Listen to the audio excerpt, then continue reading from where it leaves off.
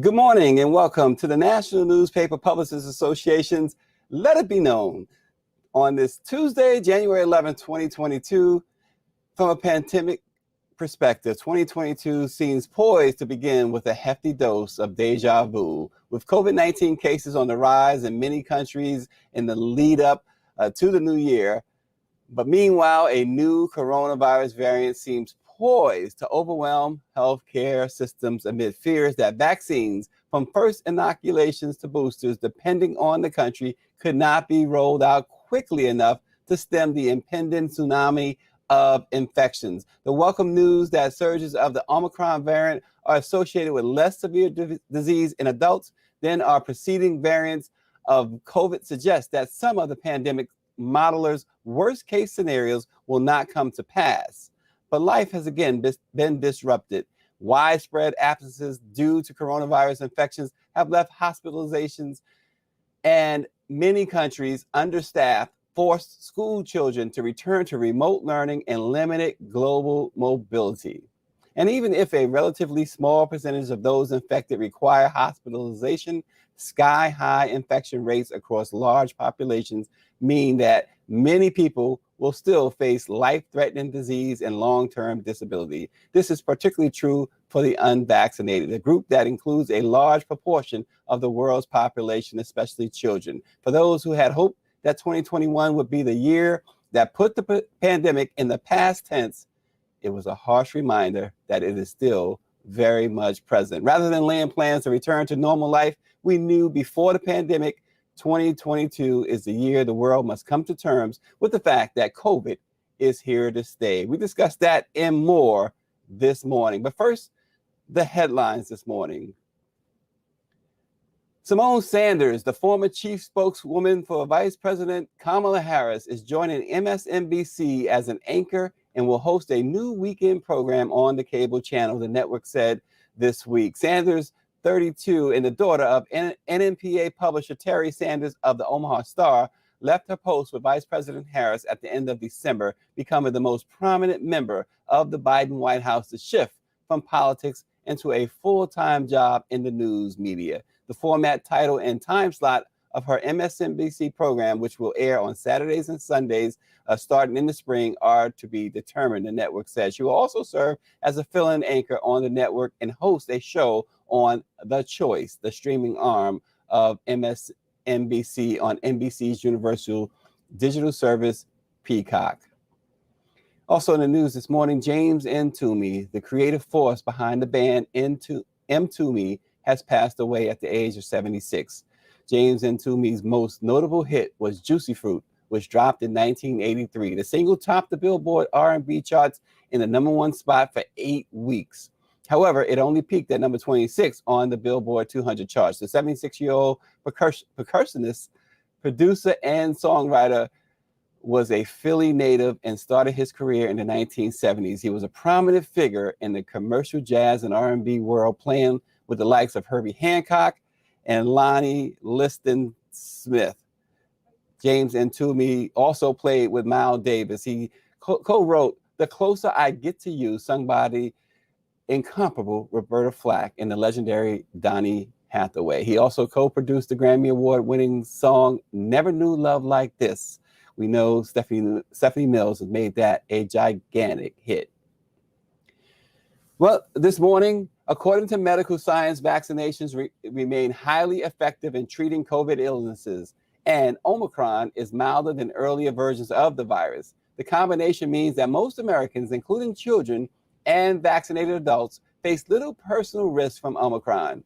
For the unvaccinated, the situation is reportedly very different. Omicron is still severe enough that it will lead to debilitating illness and death for many unvaccinated people. In much of the U.S., a large number of adults, including older adults, remain unvaccinated. The bottom line, according to experts, COVID is here to stay. Let's discuss with emergency room Dr. Chris Reilly, author, doctor of clinical psychology at Morgan State University, Dr. Jeff Menzies, Houston Forward Times Associate Editor Jeffrey Boney, and of course, the West Side Gazette publisher Bobby Henry. Good morning.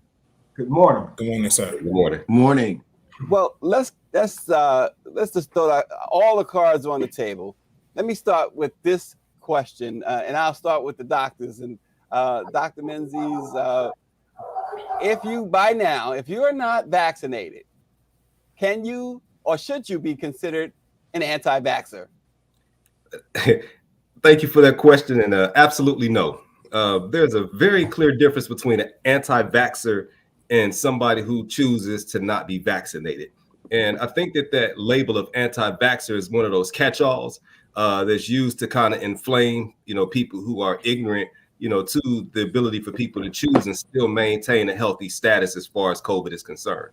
But just to answer directly, a person who doesn't get vaccinated is not necessarily an anti-vaxxer, which is more of a political designation. It's more of a political stance that people take, that when they say that I'm against vaccinations totally, I don't care what it's for, what it's about, I'm against it. There's a conspiracy about all vaccines. I'm not with that. The people who choose to not be vaccinated, they can simply have religious reasons for not being vaccinated and not necessarily take a political stance. They can have pre-existing health conditions that make taking a vaccine risky for them, so they don't get vaccinated. You have people who can say that my immunity is strong enough and I just don't believe that I need to take this particular vaccine, so I'm not going to be vaccinated against COVID, and they're not an anti-vaxxer. Yeah, and Dr. Reilly, emergency room doctor, I know you've seen more than your share of cases, COVID and otherwise. What's the feeling like in an emergency room when it comes? Is anybody treated any differently? Vaxxers and of those who've gotten vaccines or those who haven't gotten vaccines, how are they looked at? Well, thank you for asking me that question. No, nobody's treated differently. We treat everybody as they come in, and we take care of them as best as our ability. We do. We might have a little longer conversation with the population that is unvaccinated, encouraging them to get vaccinated. Trying to do more education and to understand why the vaccine is important, not just for them, but for the health and safety of others. We try to make sure that they understand the risk that they take with not being vaccinated, whether that's sharing little tidbits about studies, information, the likelihood of severe illnesses. But no, nobody is treated differently. We just try to help educate and make sure that they can make the best decision moving forward. Okay, and so let me go to Jeff Boney of the Houston Forward Times, the associate editor. Hey, Jeff, it's always good to see you, Jeff. Good morning. So, Jeff, are we prepared now to understand that this COVID is here to stay? The more and more I talk to people and I see some of the social gatherings and events that are taking place, people act as if the coronavirus is a part of their lives now. So, there's only two type of people in this world: those that either have COVID or have had COVID, or those that are about to get COVID. And so I think that it's important, as was stated earlier, you run the risk of, catching the coronavirus, whatever variant it is, and impacting your health as it did me at the early stages when it first came out, severely in some cases.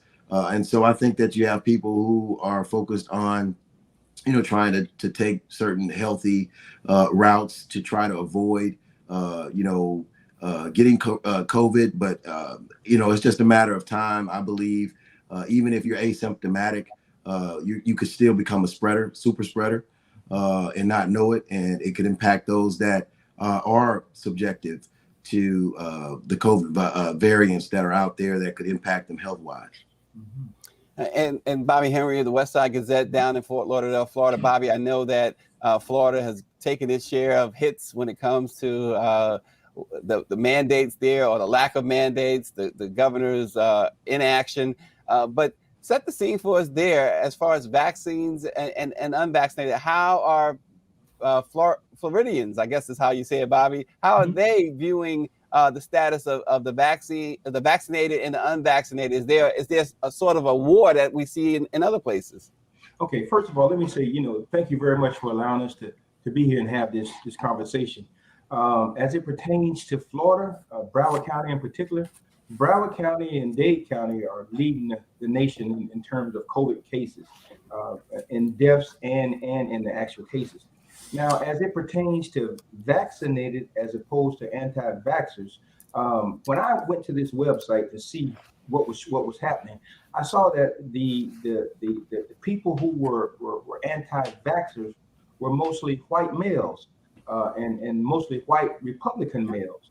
So to answer your question of how it plays out here in the state of Florida, and Broward County in particular, one of the heavily Democratic populated counties, we have seen the governor in action and his nonchalant actions toward vaccinating, period. So we understand, we know that he is not concerned about the people of Florida, and he has shown that. So we have prepared ourselves, and Broward County, the Broward County government is doing all that they can to get people vaccinated.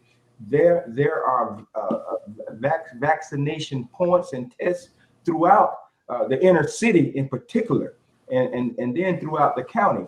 So we are combating a governor who does not give a damn about the people of the state of Florida by putting in position actual areas that people can come in and get vaccinated, get tested, and take those test kits home. So we are combating this anti-vaxxer movement that's coming from our governor. Yeah, I want to throw this out to the entire panel, but I want the doctors to kind of tackle this first. People who are not getting vaccinated are finding themselves in brawls and whether it's physical or verbal fights with those who are vaccinated and those who are trying to enforce mandates. What about the shaming of those who choose not to? Is there shaming going on of those who are choosing not to be vaccinated? I mean, I think unfortunately there is. I think what we see is, people kind of just two populations: people who have gotten the vaccine and people who have not received the vaccine. And unfortunately, a lot of people feel they're putting blame on the variants, the continue of the uprise in numbers on people who are not vaccinated. And although I think we can get a better control over COVID if we do, if vaccination rates improve. I don't think you can shame somebody. I think you have to understand where somebody is coming from. And I think therefore, when you do that, maybe you're more likely to have them make that decision to get vaccinated in the future. But unfortunately, just how everything in today's time is, you do see some shaming, whether it be social media, online, and so forth. Yeah, and Dr. Go ahead, Dr. Menzies. Yeah, I know people who have been personally shamed and ridiculed for choosing not to take the vaccine. And it's almost like a bullying that's taking place. And we have to be very careful. But, right now our nation's lean toward, we have a slant towards bully, and bullying is nothing new in this nation. And bullying based on somebody's differences or having a bias against somebody based on their status, regardless of what their status is, it's something that's not new to this nation. And I just think that it in and of itself, it's shameful to shame somebody for making this decision for themselves to vaccinate or to not vaccinate, because you have people who also shame those who have chosen to get vaccinated. And don't be somebody who chose to get vaccinated or get a booster shot and you're one of the people who have a negative effect, because then people who may be quote unquote anti-vaxxers in their political orientation will then ridicule, taunt, and shame. But then I've also seen people who have been vaccinated who will literally wish the disease on somebody who is not vaccinated. Well, you're going to wish that you had it when you catch it, and it's kind of like it's kind of like, when somebody really want to cut you out, but we ain't touch, so we just say bless you instead. That type of thing that's taking place here. And I think we need to be very, very careful, because we're already such a divisive nation that it takes just the slightest next distinction that could put the flame to this powder keg that we're sitting on. And Stacey, I wanted to say, to me, and I think that they had some very, very good responses. This is kind of like a new form of classism. It's almost like I'm vaccinated and you're not, and that makes me so much better than you. And, I'm looking down upon you because you haven't been. So I see people get asked the question, have you been vaccinated? And if they say no, they're looking at them like, well, first of all, they may be putting on their mask. Then they start spraying it with Lysol. Get away from me, but it's almost as if they're so much better than you now. And really, again, having the vaccine does not prevent you from getting COVID-19. It actually just helps you build your immunity system to prevent any types of potential impact on you personally. But it doesn't stop the spread of COVID, and it doesn't stop you from getting it at all or getting it again. Right. So we need to stop. Two things. Let me say two things though, just to put, just so our audience will understand. Many know Jeff had a horrible bout of COVID-19. So thinking about what he's saying now is really, many might find interesting. Hearing what he says now, because he really had a horrible bout. But we have like Jeff on. Jeff is probably one of the he is one of the best journalists out there, and yet we're getting some great questions from our audience. I want to start with Claudette Perry, our executive administrator, who's asking this question. Maybe Jeff, in your research, Bobby, in yours, and certainly the doctors know the answer to this question. What percentage of vaccinated individuals are getting breakthrough COVID? Repeat that question, Stacey. What percentage of vaccinated individuals are getting breakthrough COVID? So I don't have that number off the top of my head. Again, I'm not an epidemiologist or infectious disease specialist, but I can tell you from what I see from going to work every day and working in the unit, I see there is a stark difference between vaccinated and unvaccinated. Fortunately, like you were stating earlier, we've seen a lot of milder sickness and disease with Omicron variant, but the individuals who I do have to admit to the hospitals, admit to the intensive care unit, they tend to be those who are not vaccinated. I do see people who are vaccinated, who are ill, who are sick. A lot of times their vital signs are stable. I can talk to them about next steps and send them home with some information regarding what to do next. But those who I'm admitting to the hospital tend to be unvaccinated. Unfortunately, I don't have that information in front of me in terms of percentages, but it's definitely a difference. And isn't it also about some will argue, let me put it that way. Some will argue that, okay, but vaccination is not just about yourself, it's about protecting others, right? Yeah. And one thing real quick about the breakthrough numbers, a lot of things are also underreported. You have people who can have COVID, be asymptomatic, have a breakthrough case asymptomatic and not report anything, right? Not get tested. You got people who are symptomatic and don't report it. And so we've got to be careful, when you see the numbers, to understand that we're talking about a self-report system here. In any type of research, if you're depending on self-reports, then you're going to run the risk of having underreported. Even people who have had negative effects from the booster, I've got close family members who have, and it's on them to report the fact that they had a negative reaction, not necessarily to their primary care physician either. They have to report it to the CDC themselves. But yeah, the vaccine is not just about self-protection, but it is also about protecting others. But then I also want us to leave room for the people who perceive, the vaccine as not being the best choice. Because so far in our conversation that we're talking about, eventually we can win people over to getting vaccinated. We don't have any long-term data on the safety or the effectiveness or even some of the negative side effects that could possibly show up. And this is a part of the reason why people are hesitant. Some people are avoiding the vaccine with the idea of protecting themselves and their families. So, some people, to them, that is the protective move. So we got to be very careful how we lean. If I could jump in there for a moment and back up for a second. We were having a conversation with the nurse, and the nurse was saying, I find myself in a dilemma. I'm supposed to care for any patient that comes in here, but now I'm dealing with more patients who are not vaccinated. And in the back of my mind, humanly, my human instinct, my human thought kicks in.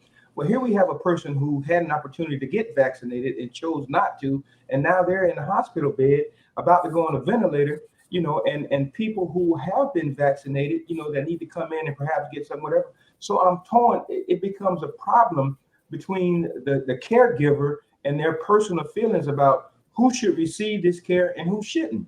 So this vaccination versus the non-vaccination creates a turmoil within a person who's giving care. And that's something that we need to address, from a psychological standpoint. Dr. Jesse, what you say to that? Dr. Reilly. So, I'm sorry. That's who Bobby was addressing. No, I was going to the psychologist. Okay. Jeff, Dr. Menzie. Yeah, well, what you're pointing out is the bias that people have. See, caregivers are just people.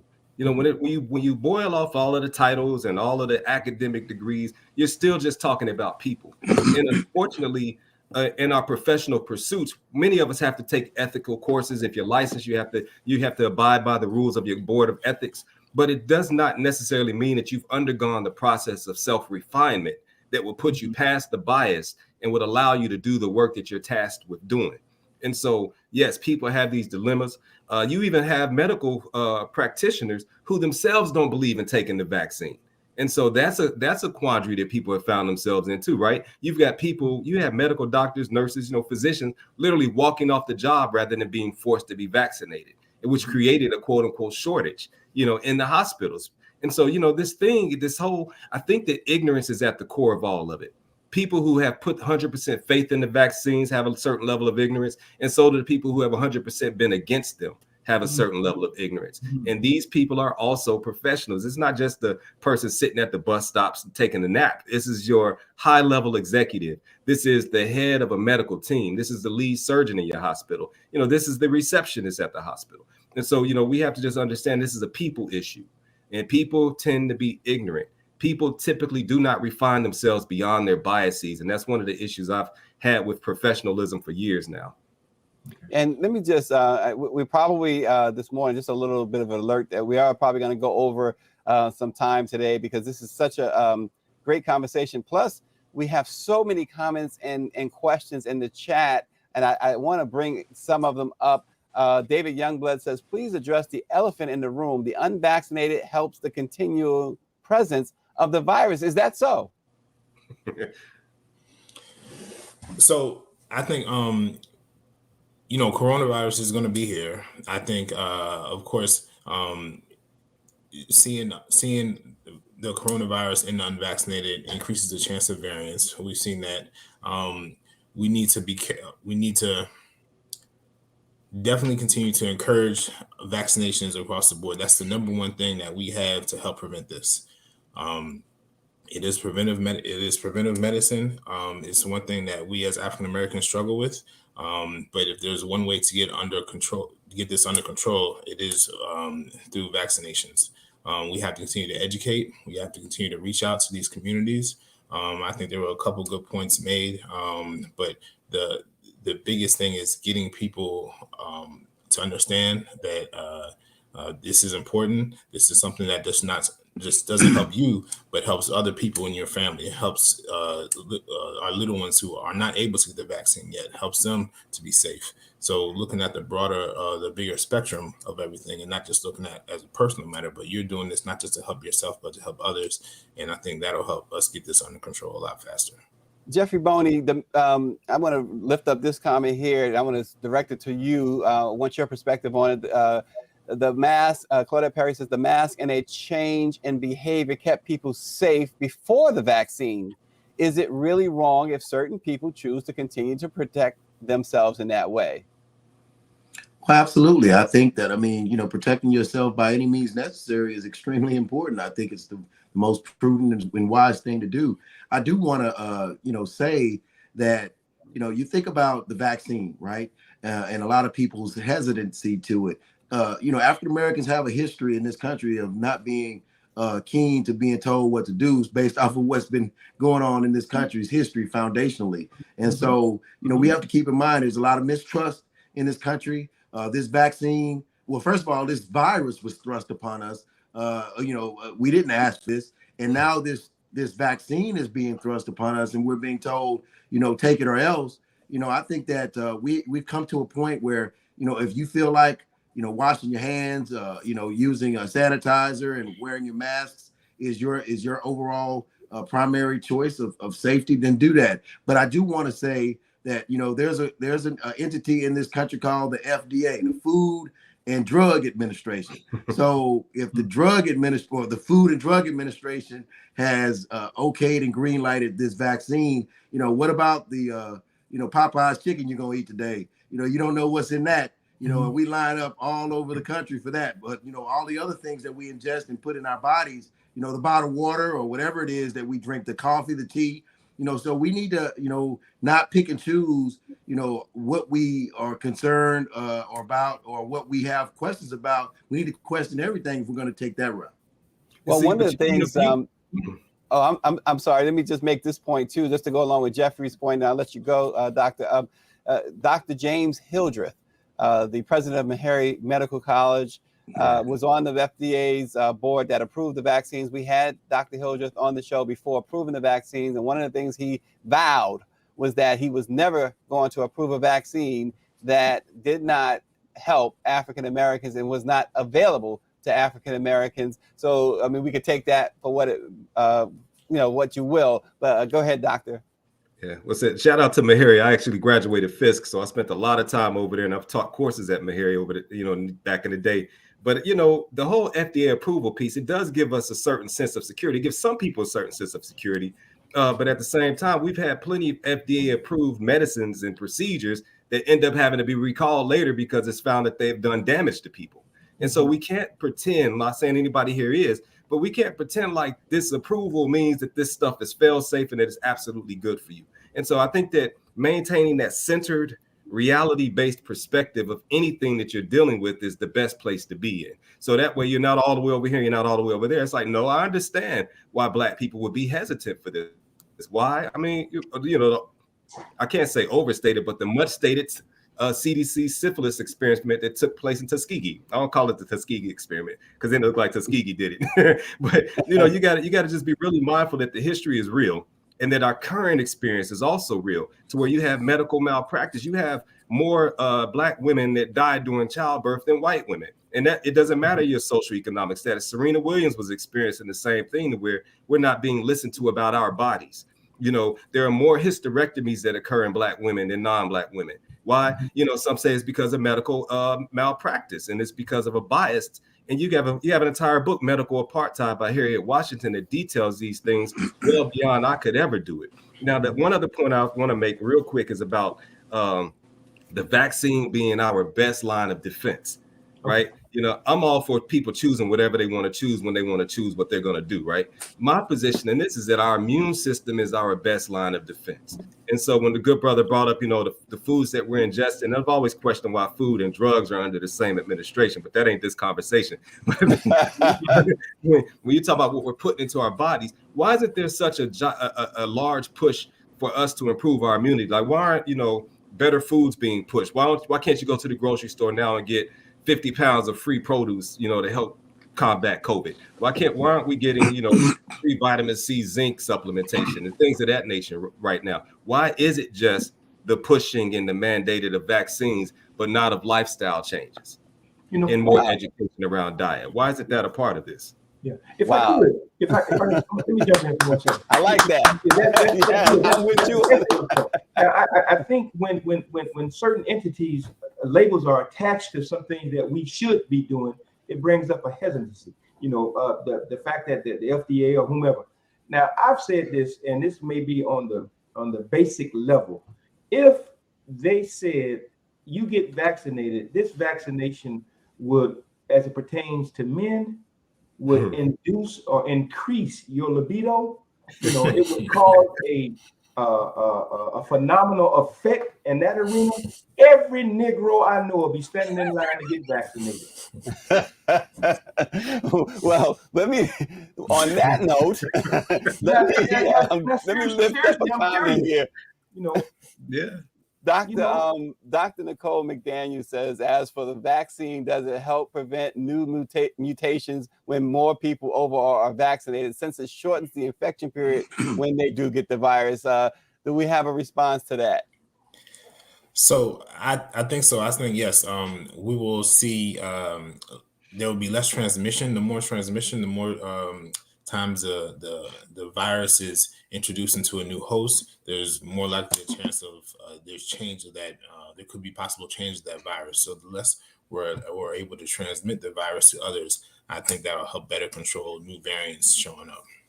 And Paris Brown, I love that name for obvious reasons, of the Baltimore Times. The obvious reasons that my daughter also named is Paris Brown. For those with breakthrough cases, do you find they have underlying conditions? She says her cousin was vaccinated and had a breakthrough and died because her cousin was a chronic asthmatic. So of course, yeah. So that's why we definitely encourage the vaccine in patients with underlying medical conditions, asthma being one, any lung respiratory illnesses, cardiovascular illnesses, kidney problems. Those are people who are at high risk, immunocompromised individuals. They are at high risk of severe illness due to COVID. So we definitely encourage them to get vaccinated. We want to reduce the chances of them having a widespread systemic effect from the virus. So as much as we can do to help out, it's definitely key. And of course, preventive measures are definitely the forefront of anything that we can do. Like the doctor talked about, anything that somebody can do to become healthier, that's healthier lifestyle, changing how they live, losing weight, exercise, eating better. Those are great things that we can do even without a vaccine to help encourage them to prevent them from getting a severe illness. So those are definitely very important. And another thing that David Youngblood highlights, and I gotta say, I use this a lot when people talk to me about the vaccine. He says, "Hello, measles, mumps, rubella." In other words, most of us got those shots. And he's talking about Black folks. We talk about vaccine hesitancy, but we all got those shots, right? Mm-hmm. Yeah, no, of course. Measles, mumps, rubella, smallpox. There's polio, exactly. We all were vaccinated against it growing up as kids, and we've definitely seen a decrease in numbers of those viruses. We've been able to have those viruses under control. And so again, when I'm in the clinic and I see patients and they may have some hesitancy, they may be a little reluctant. My biggest thing is education. I don't try to shame anybody, because once I do that, I know that I push them away. They're probably going to not get it. If I can answer their questions, if I can make them feel like they have a comfortable environment to maybe, get a couple questions answered. A lot of people get information off social media. I hear a lot of stuff. And so I'm able to say, you know what, that's not true. But this is, I appreciate your question. This is how I handle it. So I think that's key. And I know that, first of all, Jeffrey Boney is not only the associate editor of the Houston Forward Times, one of the best papers there out there, but he's also the mayor pro tem of Missouri City, Texas, and he's going to have to leave us very, very shortly. So I want to give Jeff a word before he leaves. He got a speech at City Hall, I'm told. Oh, yeah. Well, hey, first of all, I'm always honored to be on with the STACY Brown, and of course, my frat brother, Brother Bobby Henry. And so I'm just excited, man. I enjoyed the conversation. The doctors were amazing. The questions were amazing. And as always, this is a phenomenal show. I look forward to being back on. God bless. Thanks, Jeff. And so as we move forward in this conversation, let me just again lift up, because we have so many great, I think, great comments and concerns as well. And this one I'll throw out there, Bobby Henry, James Wright of the Washington Informer says, he says this, he says, "I may be in the minority on this, but I believe the government has the right to mandate vaccines on people. The government is acting in the best interest of the country by mandating vaccines." Bobby, your thoughts? Okay, 2 points. James, and I agree with you on a whole lot of topics. And I can say on this one, it depends on who's in government. There was a study done from the World Health Organization. This goes back again to HIV and AIDS, and it was purported that that this virus was made up in a laboratory. So, but the government used it in certain parts of the country. So, if the government is legit, James, I can concur with you.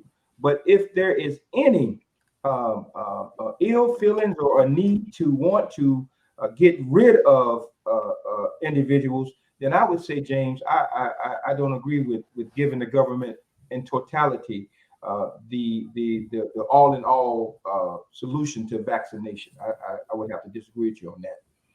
Well, Bobby Henry of the West Side Gazette, appreciate it. I want to give the doctors the last word. Dr. Reilly and then Dr. Menzies. We got to wrap it up. 1 minute each for you guys, a summation on this.